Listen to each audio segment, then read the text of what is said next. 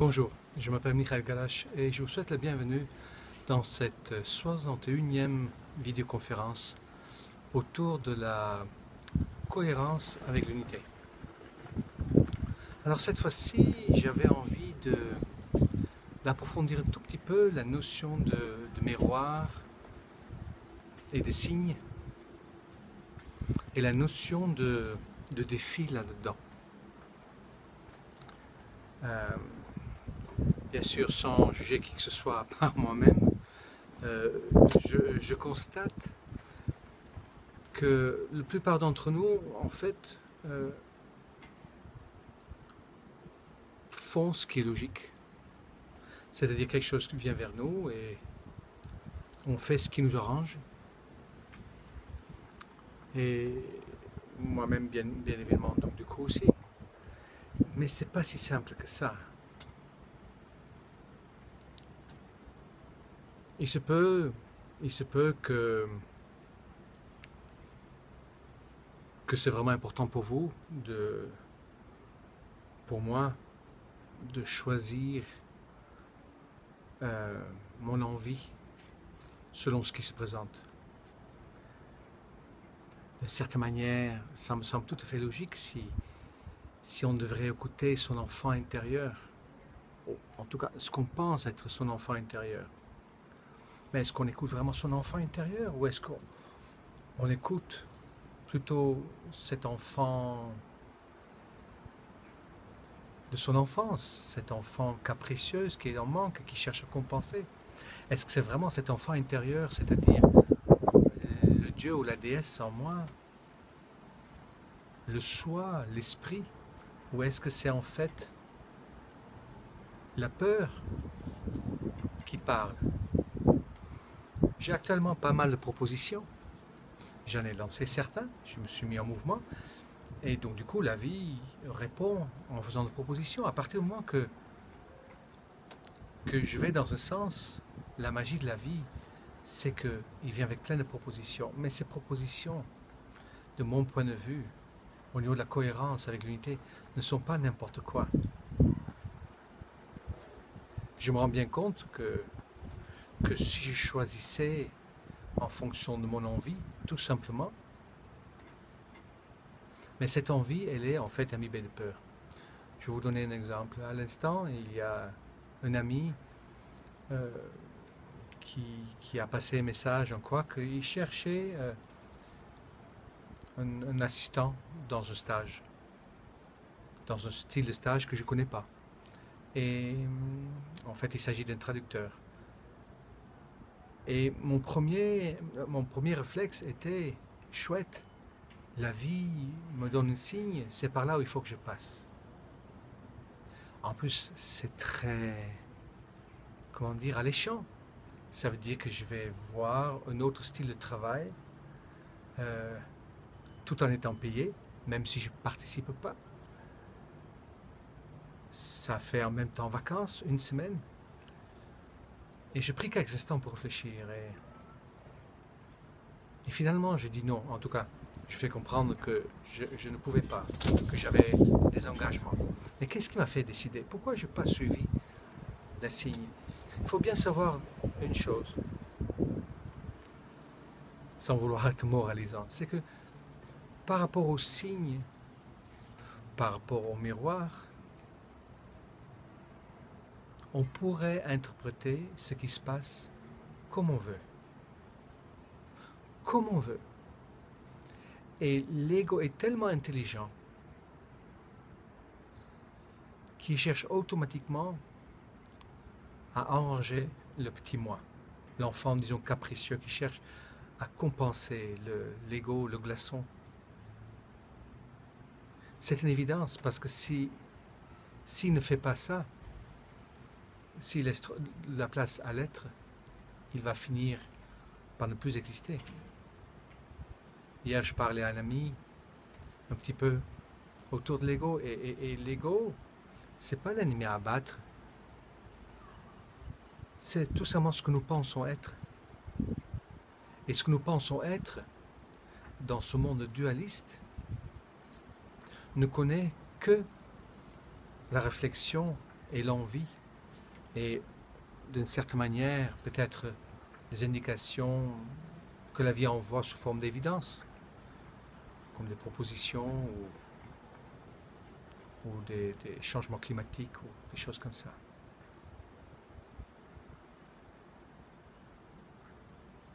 Je dis non.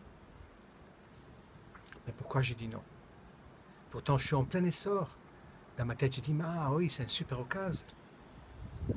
Mais non. Mais c'est simple. C'est qu'à la base, je suis conscient qu'il y a deux sortes de messages, deux sortes de propositions, ou une sorte de proposition, mais qui ont toujours le même style de choix dont je parlais depuis le départ. Un choix, c'est faire comme j'ai toujours fait, un autre choix, donc la peur, et l'autre choix, c'est d'aller vers l'amour. Et vous pourriez dire, mais là, oui, mais là c'est différent. Mais ce n'est pas la proposition qui est différente. Si j'avais dit oui, tout autour de moi me montrerait que j'aurais fui quelque chose. Et ça, c'est une habitude. Dans le signe qui vient vers moi, qui se manifeste, il y a toute possibilité. Et ça serait peut-être naïf ou innocent de croire qu'il suffit juste de le suivre et qu'il m'amène au Rocher Rouge, hein, par ce chemin de cantilène des aborigènes, que il suffit juste que je suis les signes et je vais arriver. Bien sûr, je vais y arriver. Mais pas nécessairement pas là où j'aimerais passer. Je ne sais pas comment c'est pour vous, mais dans cette seule vie, j'ai assez souffert pour, pour plusieurs vies. Et je n'ai pas envie de passer du temps à me perdre.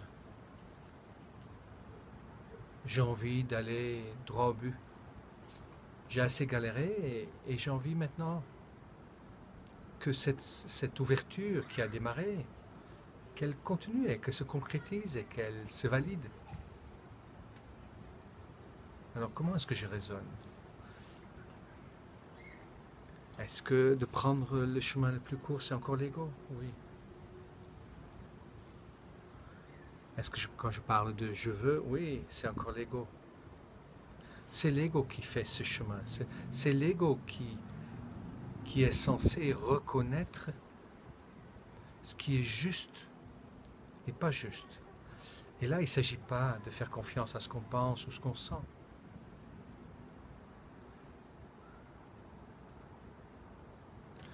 Mon cadre de référence, je l'ai expliqué déjà une fois, c'est que pour moi c'est clair.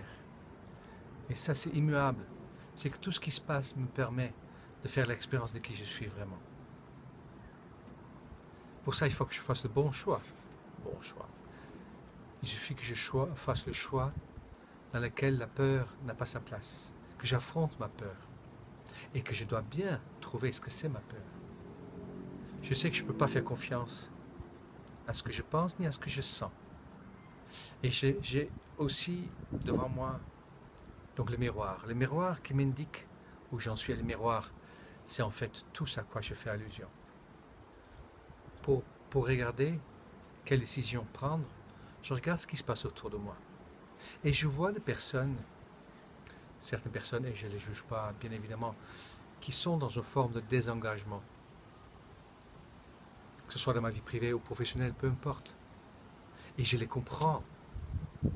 Mais j'ai vu le jugement que j'avais et j'ai dit, mais ce sont leurs blessures qui font qu'ils lâchent telle ou telle chose. Chez un, je voyais le fait qu'il prenait le contrôle en tant qu'un vrai contrôlant et l'autre, je voyais le côté fuyant et avec l'autre, je voyais le deux. Et j'ai bien reconnu que j'ai les deux aspects. Et un contrôlant fuyant, c'est quelqu'un qui contrôle sa fuite, qui fait en sorte que personne ne peut l'empêcher de fuir en quelque sorte. Et quand je constatais ça, je dis non, non.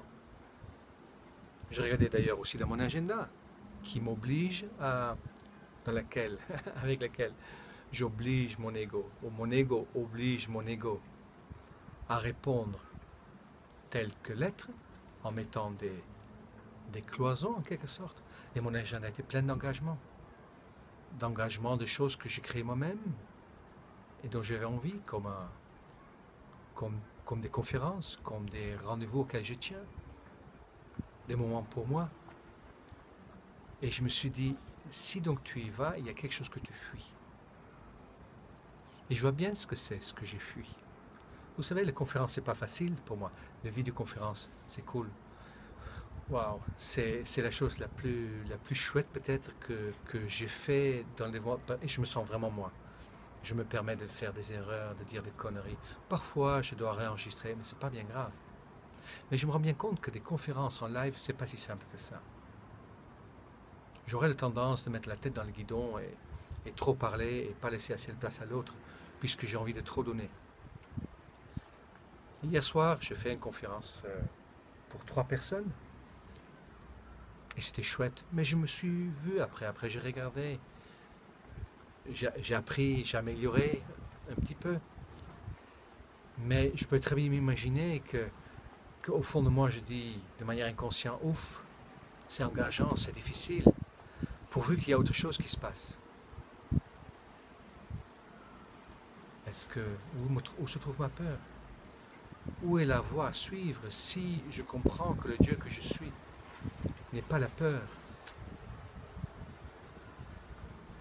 Donc il ne s'agit pas seulement de dire oui et amen à tout ce qui se présente. Il faut regarder, vous êtes libre, nous sommes tous libres, nous sommes libres de notre choix, nous avons le libre arbitre. Mais si je suis vraiment honnête, je dis non. Ce libre arbitre, ce n'est qu'une impression de liberté. Le seul choix que vous faites en réalité, c'est un choix de faire le chemin le plus court ou le chemin le plus long. C'est de faire le chemin où vous évitez en fait de recevoir le bâton sur la tête et les chemins dans lesquels la vie va vous faire comprendre ce que vous n'avez pas compris auparavant. Rien de grave, aucun jugement. Et chaque chemin amène à Rome. Et si je fais mon chemin consciemment, et vous savez, je me sens tellement bien. Je me sens tellement en paix. Pourquoi? Parce que j'ai compris que ma décision était la bonne. Puisque quand j'ai pris la décision, il y a 2 rendez-vous qui se sont ajoutés. La semaine qui va venir, la semaine dont il s'agissait. Comme si c'était pour me dire, tu vois Michael, c'est bien, ok, maintenant, toi tu vas pas partir, tiens, je te montre. Comme si mon soi montre à mon petit moi, t'as bien fait, mon grand, mon petit.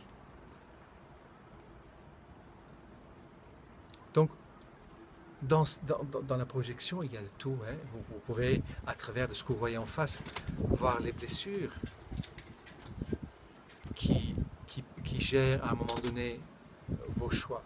Vous pouvez même, à travers le miroir, voir quels sont, comment dire, à part les blessures, quels sont les conseils que vous vous donnez. Quels sont les messages que votre corps vous donne, vos rêves? Et quelque part, c'est à ça que je voulais venir. C'est que le miroir, qui me permet de savoir où j'en suis dans la transformation, quand je regarde la réalité en face, il me permet aussi de savoir de quelle manière accueillir les signes, de discerner dans ce qui vient vers moi le défi d'une ouverture. Il n'y a nulle part à aller, vous savez. Il n'y a vraiment aucun niveau à atteindre et il n'y a rien à faire. Et c'est quelque chose que je répète souvent. Le chemin que nous faisons nous amène à l'intérieur de nous. À l'intérieur de nous, ça veut dire quoi? Nous amène à nous connecter avec cet espace où nous allons prendre conscience que nous allons faire tout un chemin pour arriver là où on a démarré. Et il n'y a réellement nulle part à aller. Il n'y a pas de richesse à acquérir. Je ne peux rien amener avec moi. Vous connaissez cette histoire d'Alexandre le Grand qui s'est fait mettre dans les cercueils avec ses mains à l'extérieur. La raison pourquoi il a fait ça, c'est pour montrer qu'il partait le même vide. Nous partons le même vide. La matière, proprement dit, n'existe pas. Les seules choses que nous acquérons, je pense que c'est le bon verbe comme ça, c'est le chemin de la peur à l'amour. C'est cette transformation en niveau de conscience, en taux vibratoire, en conscience. La conscience vous sauvera. Et la liberté, et la vérité vous libérera. Imaginez que vous devenez vraiment conscient de la vérité. Et imaginez que la vérité est réellement, que tout est illusion. Et imaginez que cette illusion est là pour que vous jouez avec vous-même. À vrai ou pas vrai. À peur, pas peur. Et que vous avez compris le jeu. Et vous choisissez pour l'amour autant que vous pouvez, parce que vous allez bien sûr aussi choisir pour la peur de temps en temps, ou peut-être même souvent, comme moi. Mais dans ce cas-là, je vous invite à ne pas prendre les choses comme elles vous passent par la tête. Non pas comme elles passent comme ça dans vos sentiments, dans votre ressenti.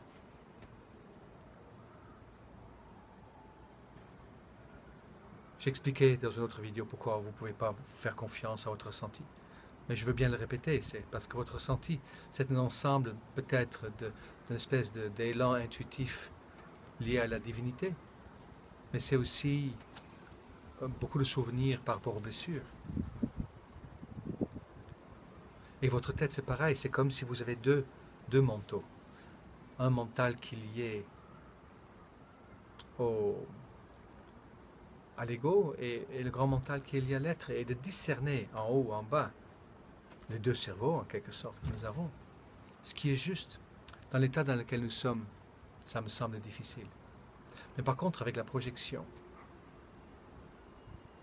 et le fait que vous savez que vous êtes là pour vous réaliser à travers l'amour, vous pouvez rééduquer en fait votre ressenti et votre réflexion.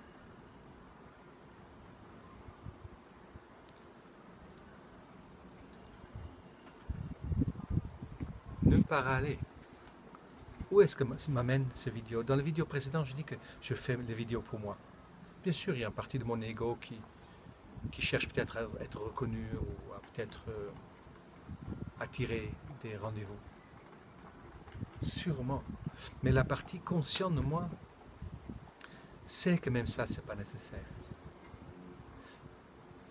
À partir du moment que je me connecte à ce que je suis vraiment, et que le bonheur à l'intérieur s'installe, en prenant conscience, en me connectant à ma respiration, à mes fonctions physiques, pour m'aider à centrer. Mais cette sensation de bien-être, elle va se manifester à l'extérieur. Et c'est l'extérieur qui vient frapper à ma porte pour me dire « Michael, viens. Regarde, il y a ça, il y a ça, il y a ça. » Si ma projection me dit « Maintenant, envole-toi », je vais faire un effort. Si la projection me dit « Assis-toi », je vais m'asseoir. Si la projection me dit « Va méditer », je vais méditer. Tout ce que la projection me dit, c'est affronte ta peur. Et si vous avez l'impression que votre tête vous dit « Je dois faire ça » ou « Je dois arrêter ça » ou votre ressenti, mettez-vous en question d'abord. Ne le faites pas comme ça. Vous pouvez, mais regardez, est-ce que ça ne cache pas quelque chose? Est-ce que je ne suis pas en train de m'arranger? Et je peux vous dire que les blessures sont vraiment très fortes. De faire comprendre à un contrôlant qu'il est en train de contrôler, à un fuyant qu'il est en train de fuir, à une rigide qu'il est rigide, ou un humilié qui ne se respecte pas, ou un abandonné qui est dépendant. Vous savez, quand nous sommes avec la tête dans le guidon, non, peut-être nous ne voyons pas le guidon. Mais par contre, si vous voyez autour de vous de personnes, faites ce petit tour de jugement et regardez ce qui sort du petit tour de jugement. Et si dans le tour de jugement, il y a quelque chose qui va mettre en question votre envie, alors renégociez. Renégociez. Ça me fait penser un petit peu, ça n'a rien à voir, mais peut-être vous comprenez ce que j'essaie de dire. C'est qu'il y a des personnes qui passent leur vie à construire des maisons. Mon ex-beau-père, un homme très bon, il a passé toute sa vie à construire pour sa famille. Mais il n'en a pas vraiment profité, je dirais. Pendant qu'il y a d'autres personnes qui en fait qui construisent rien, mais ils savourent en fait de ce qui est déjà là. Vous comprenez ce que je veux dire avec cet exemple? Moi, je préfère faire partie de la deuxième catégorie. Je n'ai pas envie de perdre en fait un temps précieux avec lequel je peux savourer ce qui est déjà pour essayer de construire quelque chose que j'aurai peut-être jamais et qui va me demander beaucoup de temps, beaucoup d'efforts et peut-être aussi beaucoup de frustration. Ce n'est pas la chose à l'extérieur qui va me faire sentir bien. C'est ce qui se passe à l'intérieur de moi. Ma conscience, la conscience de qui je suis vraiment. Dieu, créateur d'une illusion. Permettant de faire l'expérience de qui je suis vraiment à partir de ce que je ne suis pas. Pure énergie, créatrice, immortelle, éternelle, indestructible. C'est ça que je suis. C'est ça que nous sommes. Alors, si nous sommes tout ça, pourquoi fuir? Pourquoi se battre? Je finis avec cette phrase qui dit: pour celui qui sait regarder, tout est signe et toute est réponse. Alors soyez très, très, très attentifs. À très bientôt.